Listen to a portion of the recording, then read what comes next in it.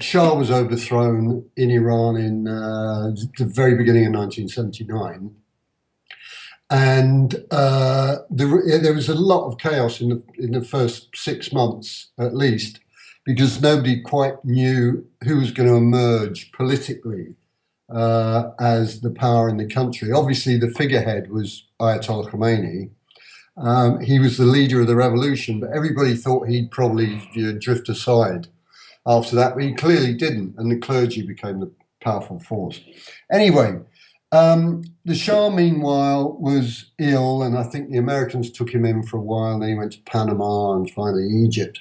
And the Iranians saw this as part of an American plot to try and reinstate the Shah somehow.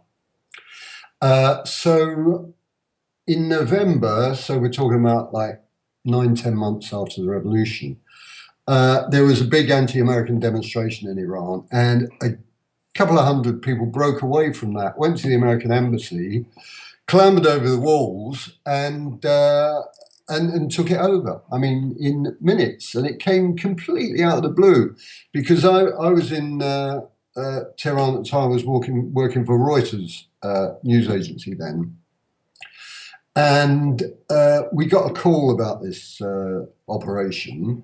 And up until then, actually, the big story had been for us at that time a conflict between the regime and the Kurds, because the Kurds saw the revolution as an opportunity to sort of push their not separatist, but autonomous agenda. And the regime were having none of that. So there was a sort of mini civil war going on in the north of the country. And then out of the blue, the embassy's taken over. Now, the interesting thing was that this had happened earlier in the year. It had happened in February, which people now forget. A bunch of student zealots had climbed over the wall, briefly occupied the embassy, and it was Khomeini who got in touch with them and said, "You've got to get out." Because it didn't suit his political purposes at the time to have an upfront conflict with the Americans, but 6 or 8 months later, it did suit his purpose. And the initial American response, perhaps basing their experience on what had happened earlier in the year, was to say, "Oh well, we think that the regime will, sort this out and get these students out of there." And they got really optimistic when Khomeini sent his son up from the holy city of Qom to Tehran to talk to the students. And they said, "Oh, things going to be over in a day or two." And we said, "No, you got it completely wrong. He's sending his son to talk to the students to tell them to keep up the good work." And indeed, that's exactly what happened.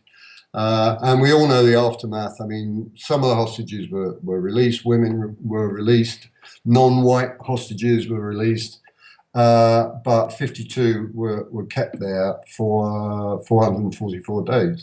It destroyed the Carter presidency. The release came the day Ronald Reagan took over as president, and the rest is history. But just one little thing, again, something that people forget. The British embassy was occupied on the same day, a couple of hours after the American embassy had been taken. And in those days of, it wasn't an era of instant communication. I mean, sometimes it would take us hours to ring London on a telephone line. You couldn't even get a free line, And so I rang the embassy on the off chance, and indeed, one of the diplomats came to the phone and he said, "Well, the embassy's been taken over."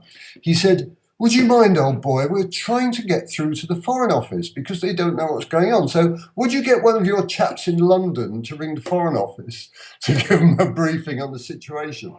And so we said, "Yeah, fair enough. It's not really our job, but, we'll help you out in this difficult situation." Anyway, Khomeini didn't want to be fighting on two fronts at once. So he ordered the students of the British embassy to get out and concentrate on the American embassy.